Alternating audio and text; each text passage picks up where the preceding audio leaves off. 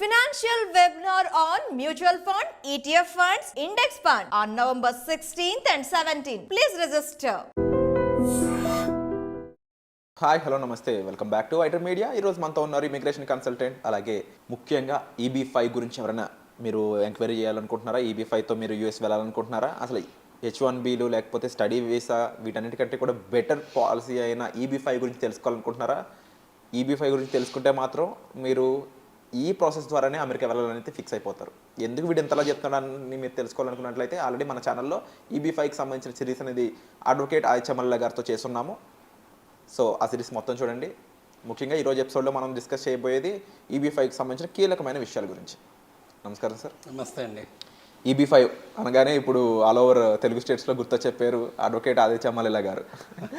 So EB-5లో మీరు source of funds అనేది ఒకటి చెప్తూ ఉంటారు కదా, ఫండింగ్ చేయాలి 7 to 8 crores, 7,000 8,000 some dollars and ఇది ఈ సోర్స్ ఆఫ్ ఫండ్స్ ఏంటి అసలు?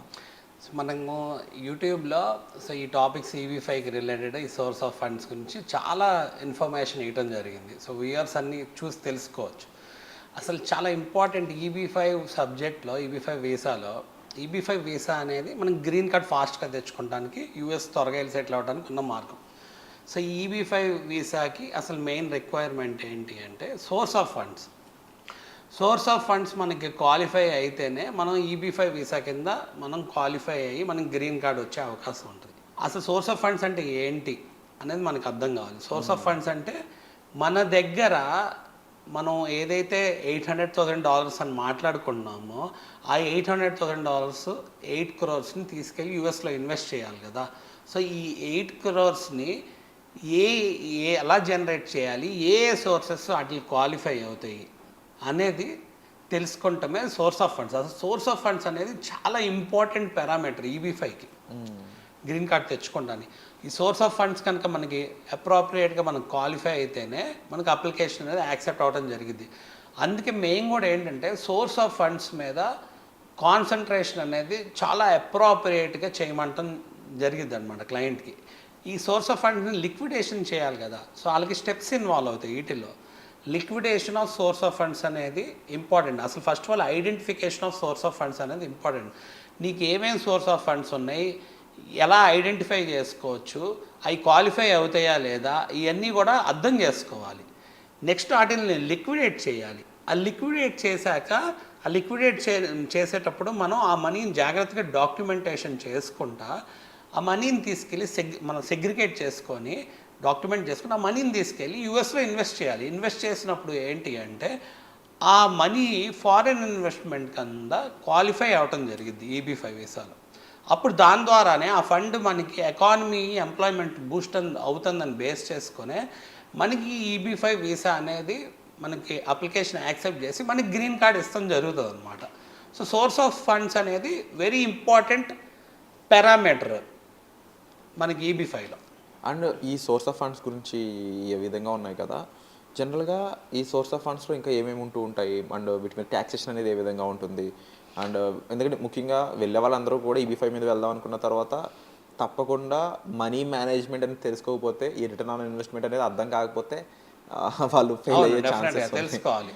సో అండ్ ఏంటంటే మైండ్లో అంటే ముఖ్యంగా ఇండియన్స్ యొక్క మెంటాలిటీ కానీ నా మెంటాలిటీ చెప్తా సార్. ఎగ్జాంపుల్, నాది రూపాయి ఎక్కడికి వెళ్ళినా రూపాయి ఏమైందని తెలిసి, అది రూపాయి నాకు తెలిసి ఏమైనా అయింది నో ప్రాబ్లం, అది నష్టపోయినా లాభపడినా, తెలియకపోతే మాత్రం ఒక తినేస్తుంటుంది బ్రెయిన్. భయము కానీ ఆ ఫియర్ కానీ. అందులో మీరు చెప్పేసి 7 to 8 crores డెఫినెట్గా ప్యానిక్ అయిపోతుంది. పెట్టగలిగే క్యాపబిలిటీ ఉన్నా కూడా ఊరికి 7 to 8 crores అనేది అంత యూజువల్గా వదిలేలేము. సో డెఫినెట్గా ఏంటంటే 7 to 8 crores అనగానే ఎవరైనా ప్యానిక్ అవుతారు.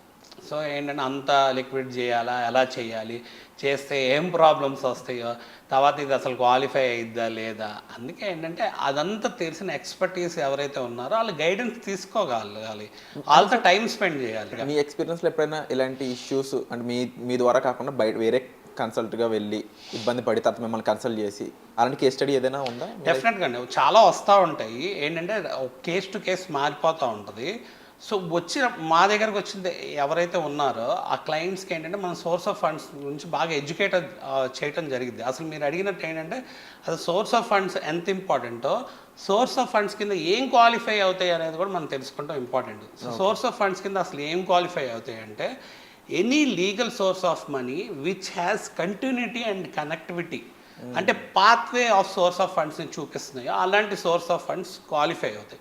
వాటి గురించి మనం డీటెయిల్గా మాట్లాడుకోవాలి. కాబట్టి ఇప్పుడు మనకి ఒక ప్రాపర్టీ ఉందనుకోండి, ఆ ప్రాపర్టీని మనం లిక్విడేట్ చేయగలిగితే ఆ ప్రాపర్టీ యొక్క సోర్స్ ఆఫ్ ఫండ్స్ మనకి EB5 వీసా కింద ఉపయోగపడతాయి. అయితే మనం ప్రాపర్టీ లిక్విడేట్ చేసేటప్పుడు మన మార్కెట్లో దాని ఒక గవర్నమెంట్ వాల్యూ ఒక రకంగా ఉంటుంది, దాని ఒక ప్రైవేట్ వాల్యూ వేరే రకంగా ఉంటుంది. మనం లిక్విడేట్ చేసేటప్పుడు అందుకే గవర్నమెంట్ వాల్యూ ఎక్కువ వచ్చేటట్టు, అంటే గవర్నమెంట్ వాల్యూ ఉన్నదానికంటే కూడా వైట్ ఎక్కువ వచ్చేటట్టు లిక్విడేట్ చేయాలి. అంటే వైట్ ఎక్కువ ఇచ్చి కొనుక్కునే బయ్యర్ని చూసుకోగలగాలి. అప్పుడు ఏమైందంటే దాని ఒక రిజిస్ట్రేషన్ అండ్ స్టాంప్ వాల్యూ పెరగటం జరిగింది. దానివల్ల మనకి ఏంటంటే ఈ ఫండ్ అంతా EB5 వీసా ఫండ్ కింద క్వాలిఫై అవ్వటం జరిగింది. సో అది మనకున్న అడ్వాంటేజ్. ఈ ఫండ్స్ మీద ట్యాక్సేషన్ గురించి మనం అడగడం జరుగుతుంది కాబట్టి ట్యాక్స్ ఎగ్జామ్షన్ అనేది ఏ విధంగా ఉంటుంది ఫండ్స్? సో ట్యాక్స్ ఎగ్జామ్షన్ అనేది మనకి మంచి ట్యాక్స్ కన్సల్టెంట్ పెట్టుకొని ఏం ఎగ్జామ్షన్స్ వస్తే చూసుకోవాలండి. సో అసలు ట్యాక్సేషన్ పార్ట్ గురించి మనం మాట్లాడుకుంటే ఒక ప్రాపర్టీని లిక్విడేట్ చేస్తాం EB5 సోర్స్ ఆఫ్ ఫండ్స్ కోసం. సో ఆ ప్రాపర్టీ ద్వారా వచ్చే ఇన్కమ్ మనకి కంప్లీట్గా ఏంటంటే వైట్ వచ్చేటట్టు చూసుకోవాలి. యూజువల్గా ప్రాపర్టీని లిక్విడేట్ చేసినప్పుడు మనం ఆ మనీ తీసుకుంటున్నప్పుడు దాని మీద ఏంటి అంటే long term capital gains tax, short term capital gains tax ఉంటుంది. అంటే ఆ ప్రాపర్టీ 3 years అనుకోండి అండ్ అబోవ్ ఉందనుకోండి, అప్పుడు మనకి ఏంటంటే లాంగ్ టర్మ్ క్యాపిటల్ గెయిన్స్ కింద క్లాసిఫై అయ్యింది. అదే బిలో ఉంటే షార్ట్ టర్మ్ క్యాపిటల్ గెయిన్స్ కింద డిస్క్రైబ్ అయ్యింది. So long term capital gains అనగానే మనకి లాస్ట్ ఇయర్ బడ్జెట్ ప్రకారం 12.5 అనేది ట్యాక్సేషన్ పాటిస్తాం జరిగింది. అలానే మనకి షేర్స్ ఉన్నాయనుకోండి, షేర్స్లో మనం ఎప్పుడో మన ఎర్నింగ్స్ ద్వారానో సేవింగ్స్ ద్వారానో షేర్స్లో ఇన్వెస్ట్ చేసాం. సో ఆ ఎర్నింగ్స్ ఎక్కడి నుంచి వచ్చినాయి, ఆ షేర్స్లో ఎలా ఇన్వెస్ట్ చేసాం, ఆ షేర్స్ ఎలా పెరిగినాయి, మళ్ళీ ఆ షేర్స్ పెరిగినాయి లిక్విడేట్ చేస్తే దాన్ని సోర్స్ ఆఫ్ ఫండ్స్ కింద EB5 సోర్స్ ఆఫ్ ఫండ్ కింద వాడుకోవచ్చు. కొన్ని కేసెస్లో ఏంటంటే గిఫ్ట్ కింద తీసుకోవడం జరిగిద్దండి. ఇప్పుడు మనకి ఇండియాలోనే తీసుకోండి, మనం గిఫ్ట్ కింద తీసుకున్నాం అనుకోండి, బ్లడ్ రిలేటివ్స్ ద్వారా తీసుకుంటే గిఫ్ట్ ట్యాక్స్ అనేది ఉండదు.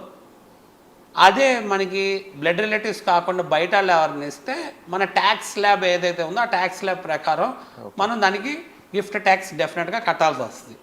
యూఎస్లో మనం గిఫ్ట్ తీసుకుంటున్నాం అనుకోండి, ఆ గిఫ్ట్ యూఎస్లో కానీ ఇండియాలో కానీ ఎక్కడైనా గిఫ్ట్ తీసుకోవచ్చు, అది EB5 సోర్స్ ఆఫ్ ఫండ్కి క్వాలిఫై అయ్యింది. సో ఆ గిఫ్ట్లో ఏంటి అంటే ఎవరైతే గిఫ్ట్ ఇస్తున్నారో వాళ్ళకి ఆ డబ్బులు ఎలా వచ్చినాయి అనేది చూపించగలిగే సిచ్యువేషన్ ఉండాలి. సో వాళ్ళు మనకి ఇస్తున్నారంటే డెఫినెట్గా చూపించే సిచ్యువేషన్ వాళ్ళకు ఉంటుంది. సో వాళ్ళు గిఫ్ట్ ఇస్తున్నారు అంటే యూఎస్లో అక్కడ గిఫ్ట్ ట్యాక్స్ అనేది లేదు. సో అక్కడ అడ్వాంటేజ్ తీసుకునే అవకాశం కూడా ఉంటుంది మనకి యూఎస్లో. సో ట్యాక్స్ పార్ట్ అనేది డెఫినెట్గా ఇలా డిఫరెంట్ ఒక్కొక్క ఇన్స్ట్రుమెంట్ మీద ఒక్కొక్క రకంగా వేరియేషన్ ఉంటుంది. అలానే మనకి LRS అని ఉందండి. సో ఏంటంటే రెమిటెన్స్ స్కీమ్ అని చెప్పి, అంటే ఫారిన్ రెమిటెన్స్కి రిలేటెడ్ మనం ఎంత పంపచ్చు, దాని మీద ఎంత ట్యాక్సేషన్ ఉంటుంది. ఒకవేళ ఎవరైనా అవుట్ సైడ్ ఆఫ్ US నుంచి EB5 వీసాకి ఫైల్ చేస్తుంటే మనకి TDS ఎలా అయితే కడతామో ట్యాక్స్ డిక్లేర్ చేసినాక అడ్వాన్స్ ట్యాక్స్ మనకి రిటర్న్ ఎలా అయితే వచ్చిద్దో అలానే TCS అంటే ట్యాక్స్ కలెక్టెడ్ అట్ సోర్స్ అని ఉంటుందండి. సో 20% అనేది రెమిటెన్స్ జరిగిద్ది. సో అంటే మనకి 1 crore కావాలనుకోండి, లిటరల్గా మనకి 1 crore 20 lakhs ఉండాలి. సో ఈ మనీ అనేది అడ్వాన్స్ ట్యాక్స్ కింద తీసుకొని మళ్ళీ వెనక్కి వస్తాం జరిగిద్ది. సో అదే మనకి ఎవరైతే యూఎస్లో ఉన్న వాళ్ళు NRIs ఉంటారో వాళ్ళ కోసం మనం EB5 visa source of funds కోసం చేస్తుంటే మంచి ట్యాక్స్ కన్సల్టెంట్ ఎవరైతే ఫెమా రూల్స్ తెలిసిన వాళ్ళు ఉన్నారో వాళ్ళు పెట్టుకొని మనకి NRI, NRO, NRE అకౌంట్స్ ఉంటాయి. వీటిని బేస్ చేసుకొని ఈ ఎగ్జామ్షన్ మనం ఎలా తీసుకోవచ్చు, అలానే $250,000 కంటే ఇన్ గివెన్ ఫిజికల్ ఇయర్ ఒక సింగిల్ అకౌంట్ నుంచి ఎలా పంపచ్చు, $1 million ఒకేసారి ఈ NRI అకౌంట్స్, NRE, NRO అకౌంట్స్లో యూజ్ చేసుకొని మనకు పంపితే అడ్వాంటేజ్ అయ్యిద్ది, ట్యాక్స్ ఎగ్జామ్షన్స్ ఎలా వస్తాయి అనేది మనం ఆప్ట్ చేసుకుంటాం జరిగిద్ది అనమాట. కేస్ టు కేస్ మారిద్ది. సో దాన్ని ఏంటంటే మంచి ట్యాక్స్ కన్సల్టెంట్ పెట్టుకొని మనం ఆ ఎగ్జామ్షన్స్ ఏమొస్తున్నాయి ఆ గైడెన్స్ అనేది తీసుకోవాలి. అలానే ఏంటంటే మల్లెలా గ్లోబల్ ద్వారా కూడా మీరు ఈ పాత్వే మీద మీరు లిక్విడేట్ చేస్తున్నప్పుడు మీకు ఈ ఎగ్జామ్షన్స్ ఇలా వస్తాయి, దాని మీద మీరు ఇలా అవేర్నెస్ పెంచుకోండి అని చెప్పడం జరిగింది. అప్పుడు వాళ్ళు డెఫినెట్గా ఆ అడ్వాంటేజ్ అనేది తీసుకుంటారు. Wonderful sir. అండ్ తప్పకుండా ఈ ట్యాక్స్కి సంబంధించి ట్యాక్స్ ఎగ్జామ్షన్ సంబంధించి ప్రతి ఒక్కరు కూడా ఇన్ డెప్త్గా తెలుసుకుంటేనే వాళ్ళు అక్కడ హ్యాపీగా దాన్ని యూజ్ చేసుకోగలరు, లేకపోతే అట్లీస్ట్ సర్వైవ్ అవ్వగలరు. అవును, యూటిలైజ్ చేసుకోవాలి అంటే డెఫినెట్గా ఇన్ డెప్త్ తెలుసుకోవాలి. సో దానికి సంబంధించిన ఇన్ఫర్మేషన్ చాలా క్రూషియల్ అండి. క్రూషియల్ ఇన్ఫర్మేషన్ మీకు తెలియజేయడానికి అక్షయ్ గారు మీకు పర్సనల్ అపాయింట్మెంట్స్ అనేవి అవైలబిలిటీ ఇస్తున్నారనమాట. సో ఆ పర్సనల్ అపాయింట్మెంట్స్ ద్వారా మీరు సార్ని కలవాలనుకున్నట్లయితే డిస్ప్లే అవుతున్న నెంబర్స్ కాల్ చేసి వెంటనే మీ స్లాట్ అనేది బుక్ చేసుకోవచ్చు. Thank you so much. అండి.